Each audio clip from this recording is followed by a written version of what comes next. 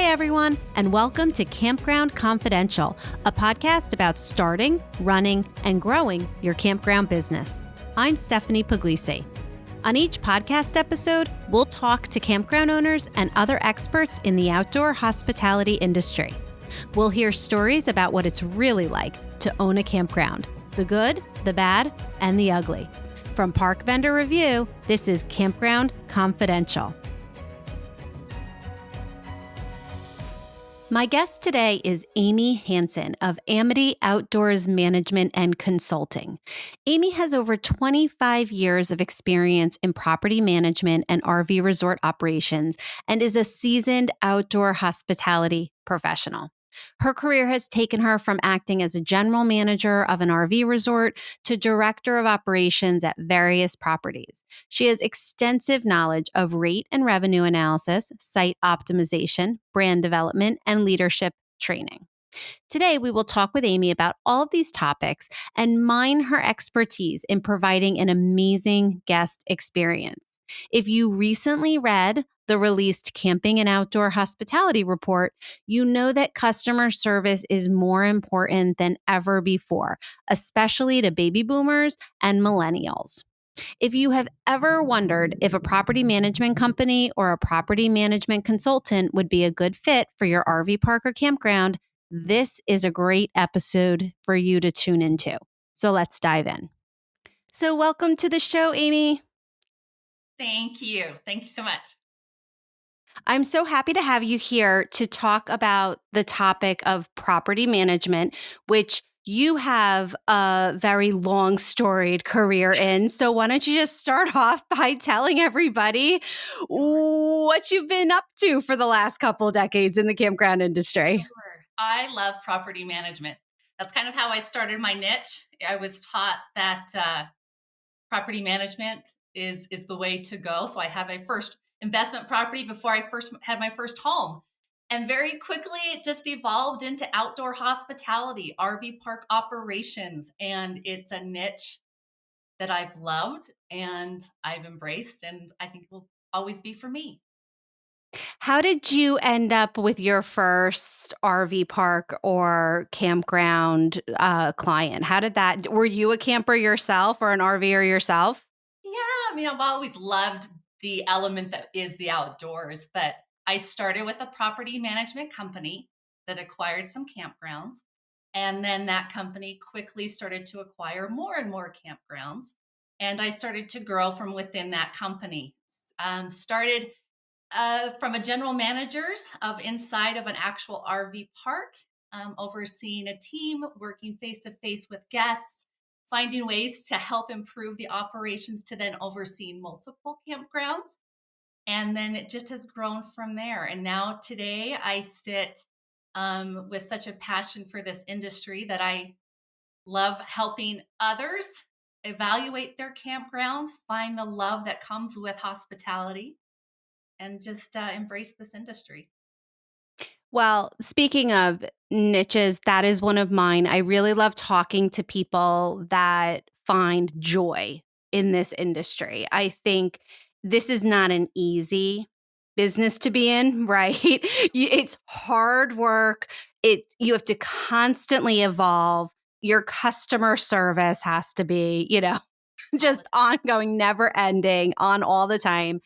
Um, and it's easy to burn out. So I really love talking to people on this podcast specifically that just really tap into the joy that comes when you're helping people connect in the outdoors. So, that's what I look for when I'm booking. That's my niche. And that's my passion. That's actually where you'll see I get a little bit very excited. My speaking, I talk fast because I have such a joy in the stories that come with connections in hospitality.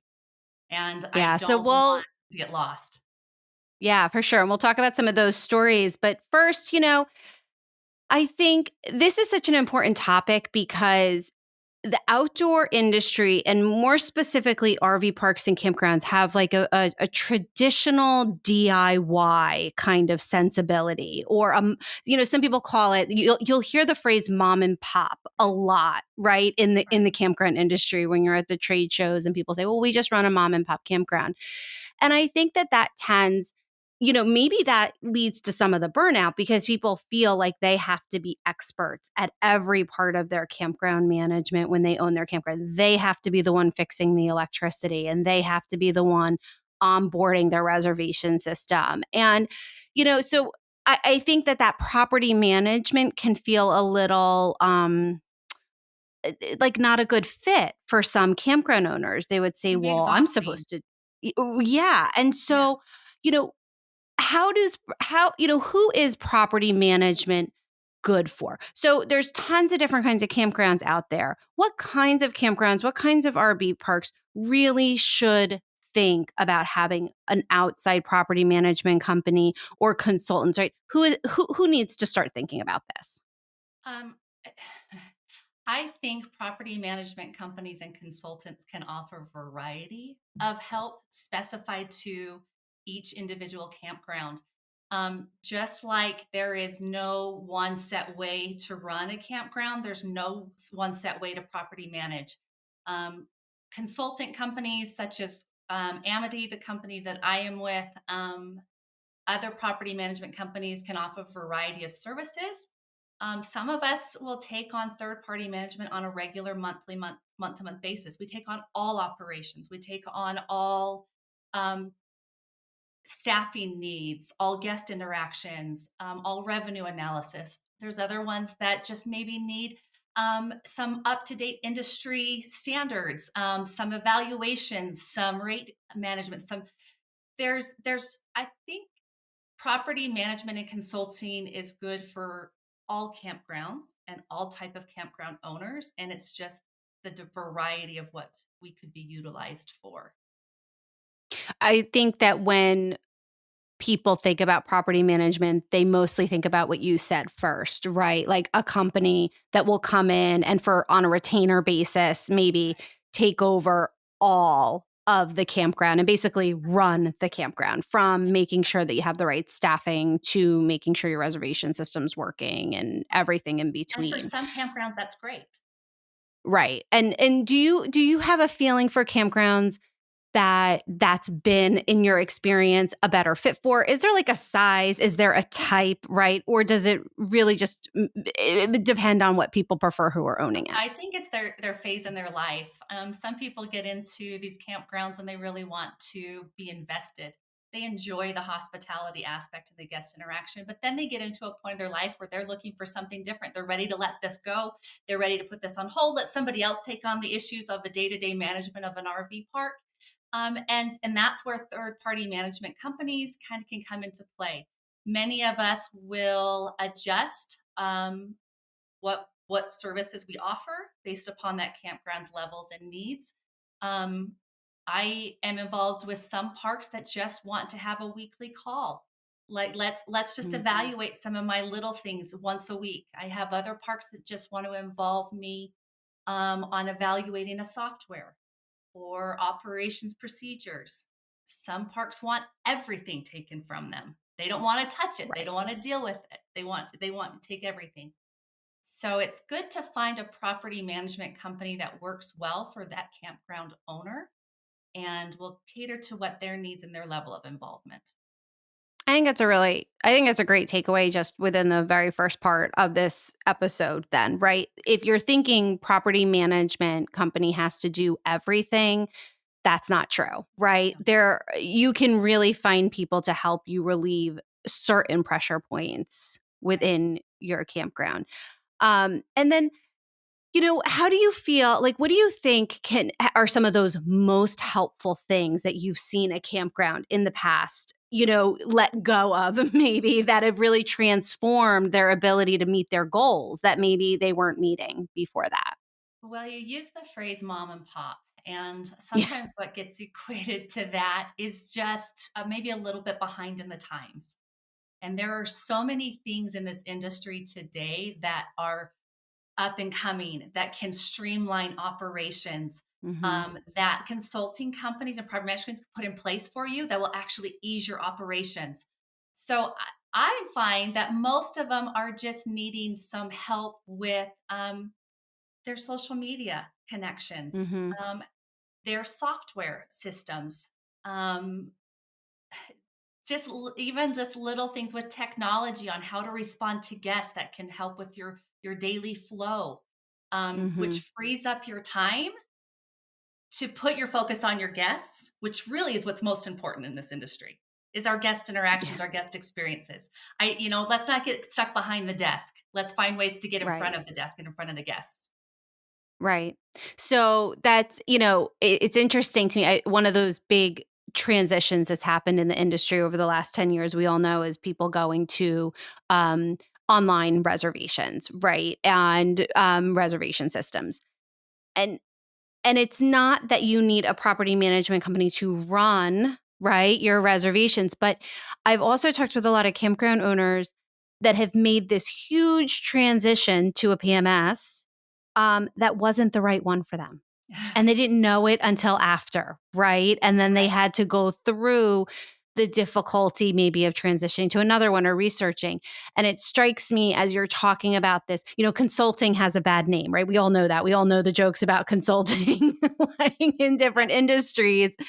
But really what it is expertise. And so it's like Yes. before you make a decision to onboard your entire staff and your entire campground onto a PMS, having somebody who's seen multiple different PMS softwares in multiple different environments and being able to say, "Oh, this might not work for you," Oh, that could Stephanie, save you so much money. if I could tell you, that is actually one of the main projects I'm undertaking right now. I demoed 15 softwares in our industry, presented it to a client, and said, let me tell you about my experience and what not every software is going to be the best one for each Right. property.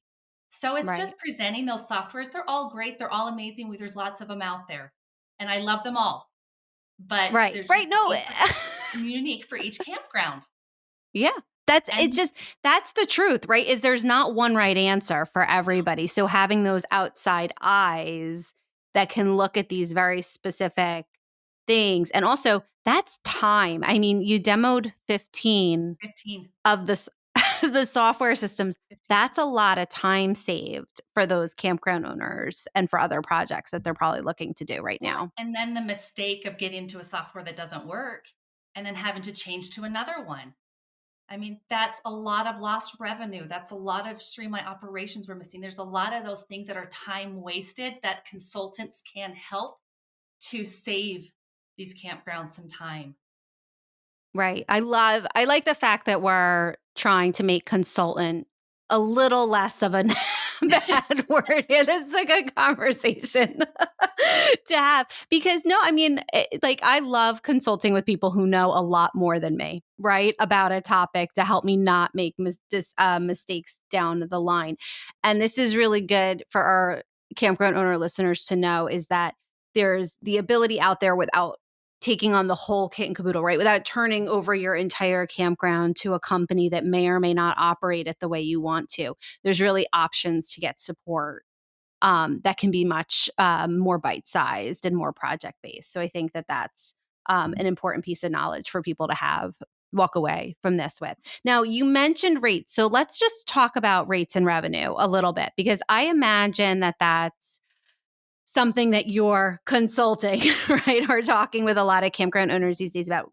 I, you know, I'm at this really unique place in this industry where I interact with campers and RVers all the time. Hundreds of thousands of campers and RVers out there through my various consumer channels. And then I also interact with all of these campground people, and these business Right. owners. So I'm in the middle here and I hear owners talking about how much they're struggling with rising costs, right? And just that costs have ballooned for them in very specific areas like insurance and Absolutely. utilities, right? Like you hear these really specific struggles, and I empathize. I think, wow, that must be really difficult to see your margins shrinking. Mhm. Um, but on the flip side of that, we have a rising rate sensitivity among campers right now, I think. I think, that inflation right now is really crunching the pocketbooks of Americans, especially the ones who camp, right? Like these are people who may be a little more price sensitive as it is. So, how are you talking to campground owners about that balance, right? Of having to maybe raise rates or look at their rates differently while not alienating those guests that they care about so much. The rates are so reflective of the market that's around you. The campground and rates are going to fluctuate based upon where the campground is located, Mhm. services that are in the area, the campground can afford to offer a rate. So when I go into a campground and do a rate analysis, of course, I look around and see what competition is doing, what can this campground handle. Um, but I very much always take my perspective of trying to balance the needs of making money with the guest experience and feel that there is a Mhm. very good balance between the two. I don't think a campground needs to pay the price or struggle with inflation, but I also don't think that some of these fees need to be hidden for our guests too, because sometimes that's how campgrounds compensate is they hide their fees. They'll throw on a booking fee or they throw in pet fees. They throw in an additional fee for these children that are, a family that's got kids and they just ramp up all these fees, suddenly making a base rate a little unaffordable. So Mhm. when I talk with campgrounds, I tell them to be pretty transparent with their rates. Be fair, don't hide these fees, don't hide the rates, but also make sure that you're offering a product and an experience that justifies your rate. There's so much to unpack there. I think, first of all, just you pointing to the fact that there's no right rate, right? It matters where you are, what your market is. I think that's so important. I do see people asking for advice from like more of a national audience, maybe on like in like Facebook forums and things like that. And it's really like, no, that's like my house in New Jersey is just Exactly. worth stupid money compared to what houses are worth in other markets, right? Because we're located, near New York City.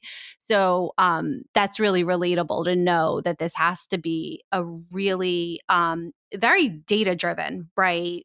It Like very is. competition driven study here. It Um, is. do, do you find that when you're doing this with a lot of campground owners, it's sort of the first time they've looked at their rates from like a market competition perspective?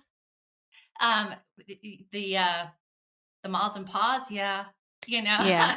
they don't think about this. And suddenly credit card fees are getting higher and their utilities and Hmm. their electrical usage is getting higher. And that margin between revenue and expense is getting more and more, is just getting closer aligned. And um, they can't outrate themselves from profit. So rate evaluations is consistently important. I suggest to campgrounds to do a rate analysis every 6 months. Be Wow. careful at how far out they put their rates because the market really does fluctuate. Some campgrounds will set their rates for so many years in advance, but yet the market changes. The industry's changing, it's growing, it's also slowing down in some parts. So don't narrow or pigeonhole yourself into one set answer. Allow yourself Yeah. to be And flexible. the hidden fees point that you just made, I think, is an important conversation for people to be continually having, right? Because there's a lot of people that say, well, it makes sense to charge people with more kids that are coming a different price than somebody without kids because they're going to use more resources and they're going to use more electricity. And it may make sense, but it also may cause your campground to get a little bit of a bad rap out there in Facebook world when Yes. everybody's complaining about that kid tax in a group, right? Exactly. And that's where you find this balance between, running a business, but also running a guest driven industry. And I Yeah. do think there's a very good balance, but we are at the heart of hospitality. I mean, that is what we're doing. And we're trying to create these guest experiences. The last thing I want is to have a guest leave because they're upset they had an extra child and had to pay, an extra $6 for that child. So it's Hmm. finding that balance that your guests enjoy their experience with you because they'll return if they do. Right. And if you look at other industries, which I think we don't want to act like the campground industry is the same as other hospitality industries, but certainly there's a lot to learn that sometimes I think we bury our head in the sand a little bit about some things that work in other industries. And I think it's important to note that Airbnb has really had to go in the other direction. Like they've really dealt with struggles with those hidden fees, and they've had to make serious concessions to the way that they show prices based on consumer outrage over those Right. hidden fees. Right. So it's interesting to relate that to maybe what's going to be happening in the campground industry in the next Yeah. couple of years. And this is just being, my opinion is just that I believe in being transparent to our guests. I believe, Hmm. producing a product, producing an experience that's transparent, um, and not, having them come in and suddenly think they're paying this flat rate a night and then having all these added expenses because they decided to use the pool or they decided to do whatever. So um, that's that's just my approach as I Yeah. manage. Yep, it's good. You better have a philosophy, right, to guide all of these difficult decisions. So, I think in the time that we've been talking, you've used the word guest quite a few times. I know it's your passion. I know that you really center the way that you look at all these topics, right? Rate, Absolutely. everything that we're talking about, Mhm. you're looking at it as it relates to the guest, which is the beating heart of the industry. So let's talk a little bit about reputation management. Okay. Um, I think that that's something that campground owners are struggling with these days. Obviously, social media isn't new, but there's just a speed at which people's opinions can just They do. fly out there right now. Right. And I know there can be like a fear-based reaction to that from owners, right? Or a nervousness about reviews and whether you respond to them and like quote unquote fan the flames or whether you just try to ignore it and move on.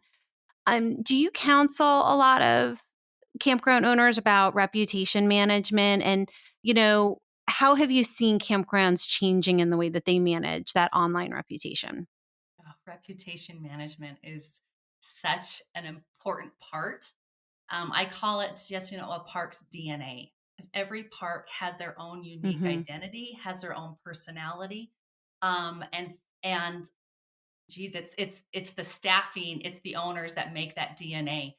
And don't be afraid of your personality out there. Don't be afraid for you to be unique in what you're offering and the interaction you've had with the guests. But reputation management is critical and it is essential. Most of the campers today will go to online booking agents and read reviews before they do anything else. Mhm. I tell my campgrounds, even with a negative review or negative feedback, is an opportunity for us to acknowledge that we've recognized their concern, that we're showing concern. Respond to even those reviews with a level of care and concern, and I think that the incoming guests, those guests reviewing the park, see that. Um, I have one RV park that is located right next to an Air Force base. And the number one complaint is how loud these jets are as they fly over, that it's deafening. It doesn't matter how beautiful this park is and how great the customer service is. That is the negative review we get. Mm. So I've counseled the park to just take that and take it as a positive and say, we appreciate the sound of freedom that we have flying over our skies. Um, park can't do anything about it. It Right, it is right. what it And is. but they shouldn't hide it, right? They should make sure that Right. everybody knows that one of our we know this from our background in camping. One of our very favorite campgrounds in Asheville, North Carolina, is along a freight train line.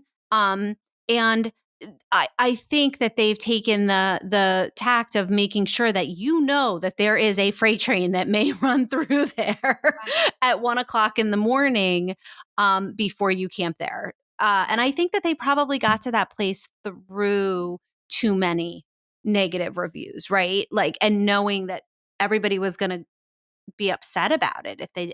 And now, if you choose to camp there, you're not going to go and complain about it because they told you. Right. And it's taking those negative comments, taking those negative reviews and just making the comment, we appreciate it. Thank you for taking the time to mention us in your reviews. We've Hmm. appreciated your stay. We hope that the other aspects of your stay was memorable. Right. Bring earplugs. Bring earplugs. Yeah. I had one campground that had, some birds that had laid a nest and were just loud. I mean, the baby birds were just chirping, chirping, chirping, and the guests would get upset, "That's so noisy." And I'm like, "It's nature. Like, you realize you're Yeah. camping, right? Like, this is nature. Right. We're not at the Hilton." So, there's certain things we can't control in the industry, but we can control how we respond. All right. And also, I think that getting out in front of it in terms of making sure that there's a positive version of your brand out there is important too, right? So before anybody is saying anything negative, you're getting the people that are your fans to say positive things is probably like a proactive approach that's important these days. I do. I train all staff when they come across a guest that's had a good interaction to specifically say to them, "We really appreciate it. Will you leave us a 5-star review? We, Hmm. we love that and we appreciate you." And it does help facilitate those positive reviews that many people forget to leave. Right. 100%, we're all guilty of not leaving positive reviews before wanting to go and leave negative reviews. It's Right. just something that's terrible about our human condition. Right.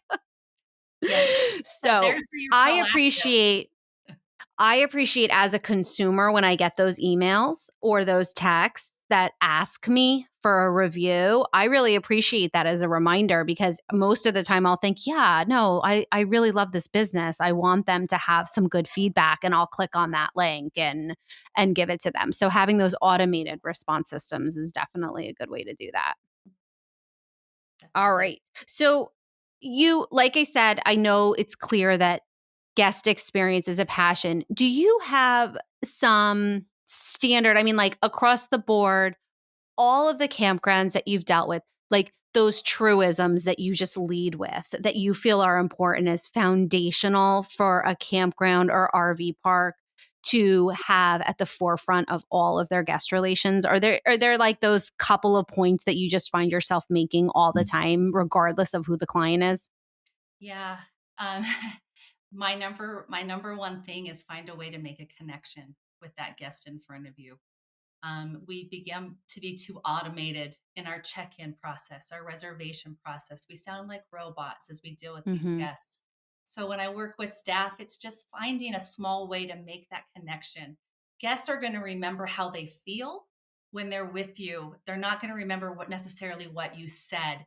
So when I train this and work with staff, it is very much of just take a moment, find a way to listen to their story. They've all have one to share with you.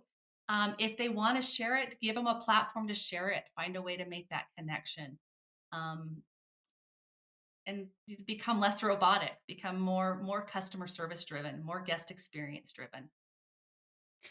So that's not really the messaging that is out there everywhere right now, right? In a lot of ways, a lot of um, businesses are looking to become more automated. So maybe it's looking for that automation where it truly brings pleasure to the customer, right? And ease to the customer, and then human connection Yes. where they want it. Yes. You just made me think of a situation we had at a campground that this was last year, I think, or so, where the campground had recently been purchased by a larger conglomerate, and you could not call and reach the actual customer service at the campground. You were getting a call Automated. center, Yeah. off property. And that was very jarring kind of experience for somebody who's who's camped and RV'd for so long. That's not how it works in the campground industry. You're used to making that connection.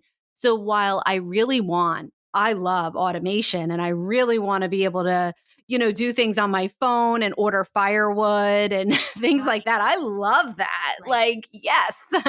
Right. Make it easy for me to pay online. I can use my Apple Cash, whatever it is. When I want to call somebody, I want to talk to somebody who's there on the campground.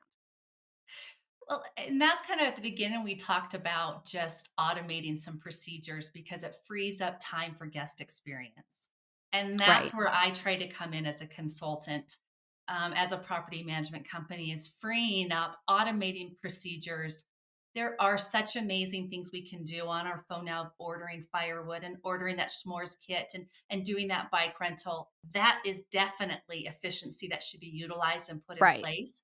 And then gauging that level of guest experience that the guest gives and wants us to have with them. It puts the staff out on the grounds where they can interact with those guests on a more personal level and less behind the desk with the phone and the automation and all of these other things that happen.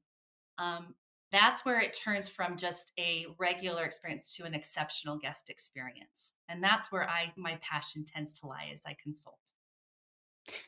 So I think that the conversation about property management is really a conversation about guest experience, right? Yes, that's kind of where It I really always wind up. and I think that that's a great place to wind up in that conversation. And I love the fact that we framed it that way in this episode, right? It's taking the idea of, do I need a property management company, to how could a property management company or consultation service help me improve my guest experience? Absolutely. Yeah, great conversation. Amy, where can people find you or reach out to you if they want to talk more about all of these points that we kind of dabbled in today? Amity Outdoors is the name of my hospitality consulting company. It's just amityoutdoors.com. All right. And if you're not on Park Vendor Review, we'll make sure that you're a vendor on there so that people can find you when they're searching property management companies over there too. Thank you so much for joining us. I really appreciate the Appreciate it. conversation. I love the Bye. industry and good luck to all those out there. Thank you so much. Thank you so much for joining us for this episode of Campground Confidential from Park Vendor Review. If you are a campground owner, operator, manager, or employee, make sure to sign up at parkvendorreview.com to search for vendors, read and write reviews, and access our library of resources. If you are a vendor in the outdoor hospitality space, head over to parkvendorreview.com and claim your listing today. We'll be back with another episode of Campground Confidential, but until then, visit us at parkvendorreview.com, where we make vendor decisions simple.